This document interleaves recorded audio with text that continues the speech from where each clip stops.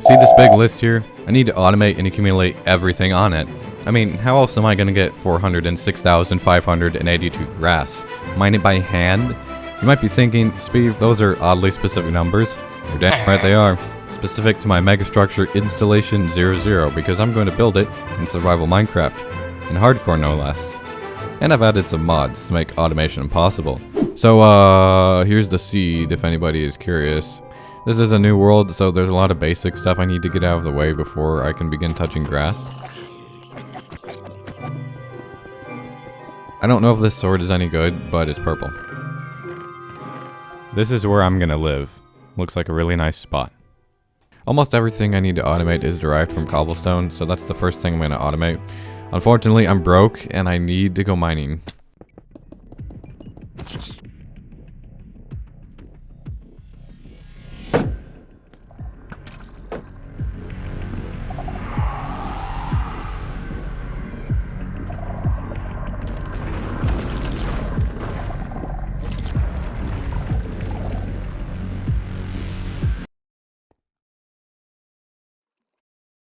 Wow, that was scary. Anyways, I found diamonds. What? I got myself an enchanting table, 2 sheep. Okay, maybe just 1 sheep. Got cows, an interesting meteorite, and chickens. I'll be harvesting cobblestone using mechanical drills from the Create mod. They run off of rotational power and will break whatever block appears in front of them. This cobble will be collected and turned into a variety of products, namely stone, deep slate, gravel, sand, and indirectly diorite, andesite, granite, dirt, grass, clay, and mud.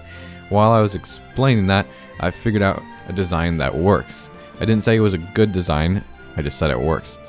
It takes 4 sets of water wheels to power 16 drills. Did I mention this design is ugly as well? Water flows directly over a layer of signs and lava flows onto the water flowing, thus creating a cobblestone that drops through the signs onto a water stream. Then the cobble is swept onto conveyors which deposit it into an item vault. Think of the vault like several double chests all sharing one inventory, thus creating many opportunities for inputs and outputs. I'm going to use one output right now to send cobble on a conveyor belt in front of some lava and fans that will waft the lava towards the cobble on the belt. Believe it or not, this will actually smelt the cobble into stone. And there we are, 2 things are automated, one of which is the block I need the largest quantity of. Uh-oh. I need to visit the Nether and capture blazes in blaze burners so I can make brass. What a weird sentence. Here we go! Just kidding. This wither skeleton is wearing a backpack. I'd like another backpack. Blaze backpack. Special ability. Immunity to fall damage and blaze fireballs. Heck yeah.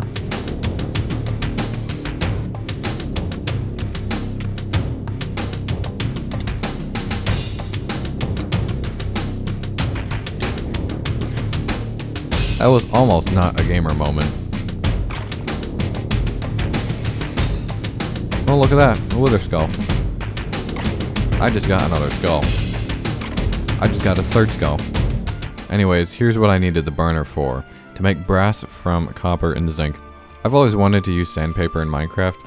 Now that I have brass, I can make things with exciting names like brass funnel, which can extract and filter entire stacks of items from places like chests. Back to automation.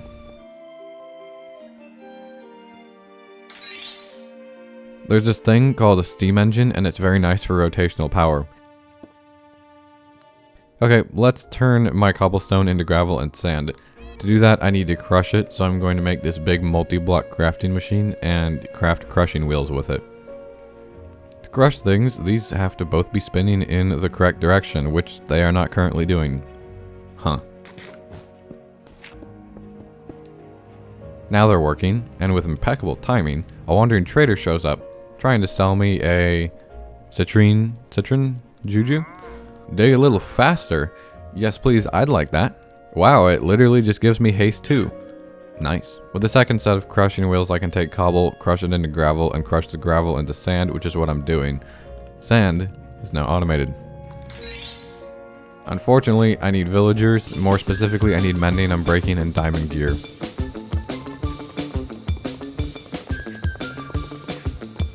Great, I got efficiency 5. I shouldn't pass that up. Oh, now I've got Unbreaking 3. I guess I'll get Mending eventually. With my newly enchanted tools, I went mining and located a lot of ore and cave spider spawners, which I'll need later on.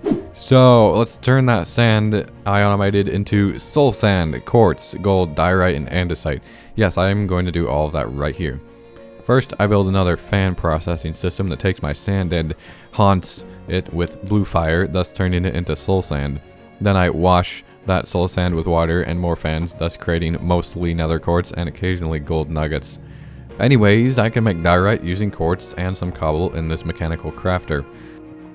2 sets of these weird belts will supply the crafters with the correct materials in the correct spots, and the diorite is extracted out of the bottom. My new cobble input is split between diorite and andesite made from that diorite. Lastly, my andesite is thrown in a vault. It's a lot of things automated. Sugarcane is next on my list, mainly so I can trade it to my villagers, although I need small amounts of sugar as well. I won't spend much time on this, as it's simply 4 repetitions of the same rotating harvesting machine.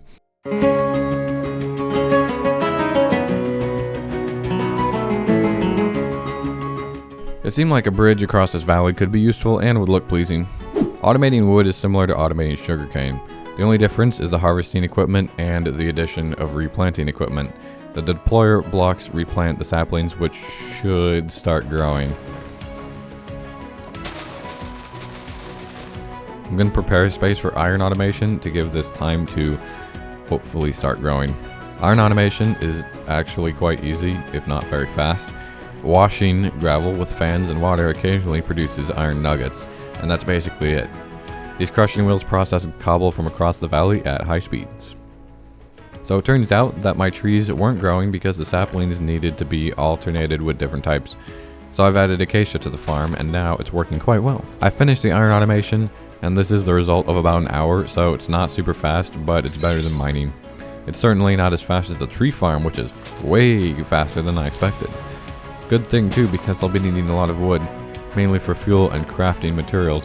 I've even made a simple sorting system and left room for additional types of wood because I'm actually going to make a second farm for birch and oak trees. Redstone and gunpowder are 2 things I need or will need large amounts of. Redstone for crafting and gunpowder for rockets whenever I get an elytra. Oh, and for powering the schematic cannon, but we'll get to that later.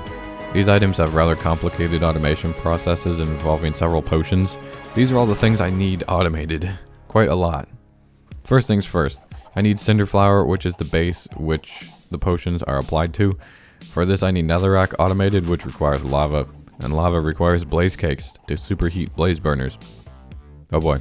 Currently I'm automating the cakes using sugar from my sugarcane farm, eggs, and a small amount of lava and netherrack to jumpstart the system.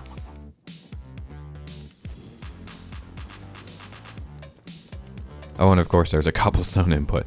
This system should indefinitely produce blaze cakes by reusing some of the lava created, hopefully still with a net lava gain. But I need to make potions, including harming potions, so I need spooter eyes and blaze powder. And there's only one way to get that. Mob spawners. Conveniently, I can move mob spawners using rails and minecarts. I also need to move a few other things with rails, namely these budding Cerdis quartz blocks in that meter that I found earlier. Actually, I had already started moving these blocks earlier in the video, but I had run out of rails until now. I just need to build a big enough track to take it back to my base. You guys, I think I found a use for the furnace minecart. I did not want to bring a creeper. The exact same method can be used to move mob spawners, which is what I'm doing to this blaze spawner. Uh-oh. We have a problem. It won't go through the portal. Lucky for me, there is this little setting I found called movable spawners. If I turn it on, I can pick up the spawner cart as an item since it won't go through the portal. How convenient. And here we are, 1 out of 4 blaze spawners acquired. It would appear I'm being distracted while looking for another fortress by a bastion. Wow, another juju. Let's see what this does. Protect against fire and lava. Restores health while in lava. Hoglins will not attack. That's very overpowered. Good grief.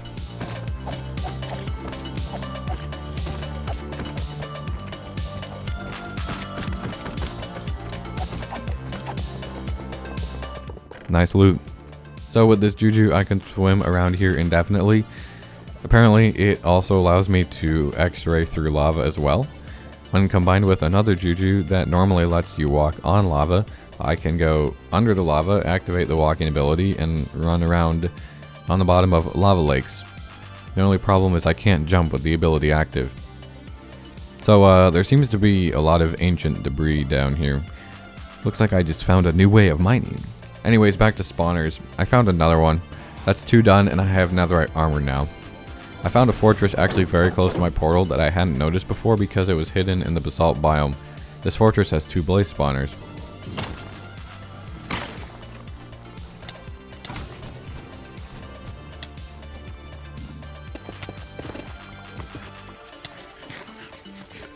Got slightly less wildly overconfident there for a sec. Here are my 4 blaze spawners. Now I need 4 cave spider spawners. Luckily I already found them earlier in this video. I just have to retrieve them with minecarts. And here we are. That was a giant pain. This mob farm has 8 spawners and will double as an XP farm in addition to providing blaze rods and spider eyes. Although it still needs some work, I don't think water streams are the best way to move blazes around because they just die. Here's the redesign complete with an exterior. The mobs are now pushed around by powerful fan streams. I'm going to briefly interrupt the potion construction to set up an ME system. You see, I installed a mod called Applied Energistics, which lets you digitize and centralize your item storage. Essentially, instead of using lots of chests, you build drives and put storage cells in them and then proceed to dump all of your items into the network. Then you can view everything from one spot. I can even do crafting straight from my network. Now it's time for me to get a bunch of boring things automated and out of the way. We've got netherwort, cactus, deep slate, and bone meal all done. I've constructed the automatic brewing setup for a potion of harming for the gunpowder. Instead of brewing stands, it's basins and blaze burners. Water is pumped into the first basin, where it's brewed with netherwort into awkward potion. Then the potion is sent to another basin to be turned into poison with a spider eye. Lastly, it's turned into potion of harming in another basin with a fermented spider eye. Technically, this stuff is not completely automated because I don't need a continuous supply of gunpowder or redstone, and it uses the items so slowly that total automation didn't seem warranted. Granite, red sand, gold, grey wool, smooth basalt, and redstone are complete. Granite is made from diorite and nether quartz, both of which I've brought over here using my ME system. Red sand is made from crushing granite, and gold is made the same way iron is made, except by washing red sand instead of gravel. Grey wool is just a normal wool farm, and smooth basalt is very similar to my cobblestone harvesting and smelting system. Oh, and redstone simply involved adding a basin to brew strength potion using some of the awkward potion already being made. What better way to celebrate my automation achievements than by blowing up my landscaping with TNT made from newly automated gunpowder?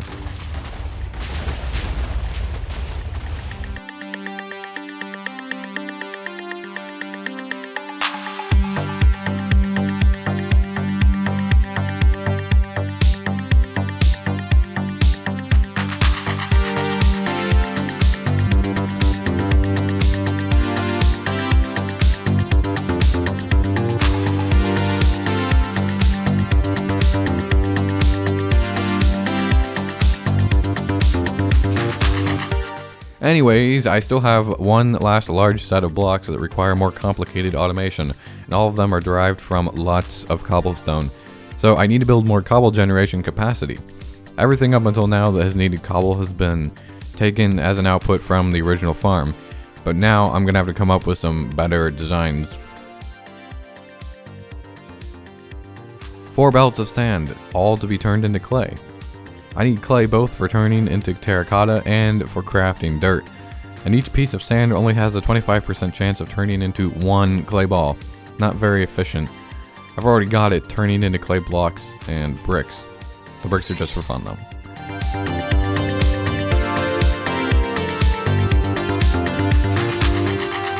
So I doubled the cobble output because a lot of other things need making.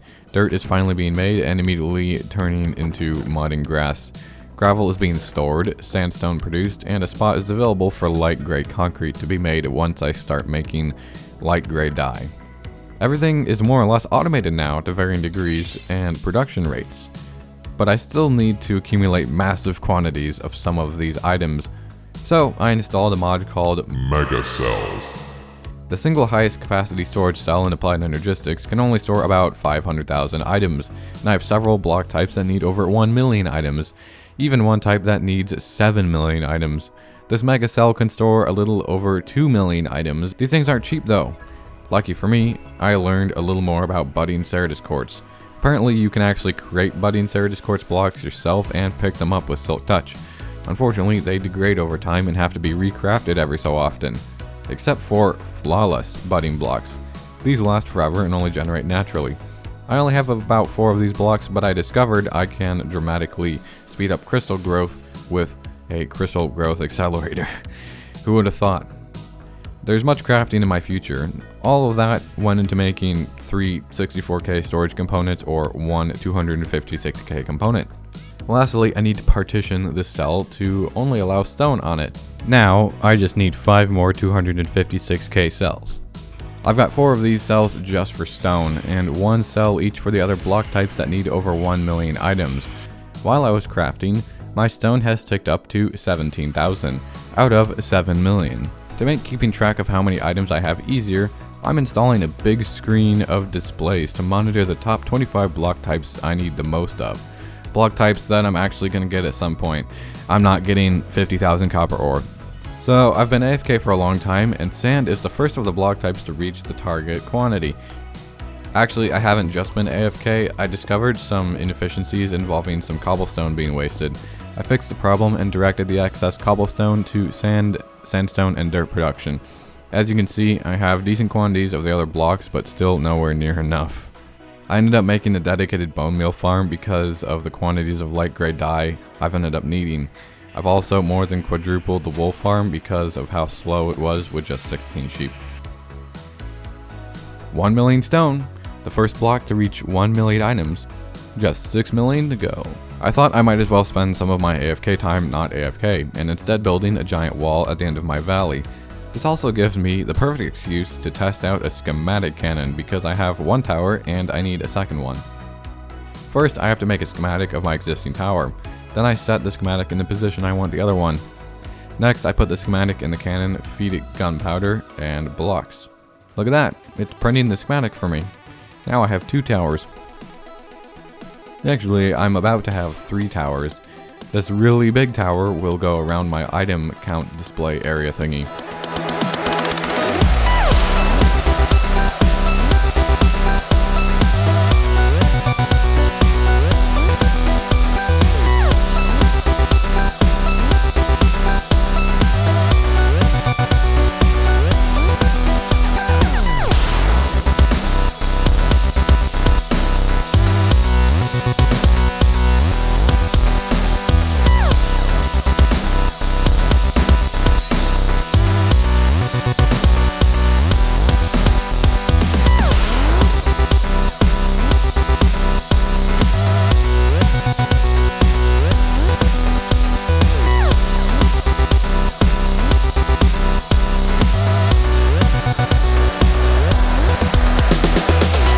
In between very long AFK sessions, I made numerous upgrades to my existing systems in attempts to make them faster and more efficient. I received varying levels of improvement from these upgrades, and ultimately, the most important factor was time. Unfortunately, time was not on my side either. At one point, the power cut out and shut down my computer, which corrupted this world. Luckily, I had a backup, but I lost a lot of AFK progress and had to spawn in items to make up for lost time. But now, millions of blocks are ready and waiting within my ME system, on these few drives right here. So what now? Well, the current plan is to begin and maybe finish building Installation 00 in the next video. I'll be heading to the end dimension, blowing it up, and using schematic cannons to begin printing a megastructure. I can't believe I'm doing this, making a flower farm. I haven't actually dyed my terracotta the correct colors. There we go. I've got the correct colors. Uh-oh.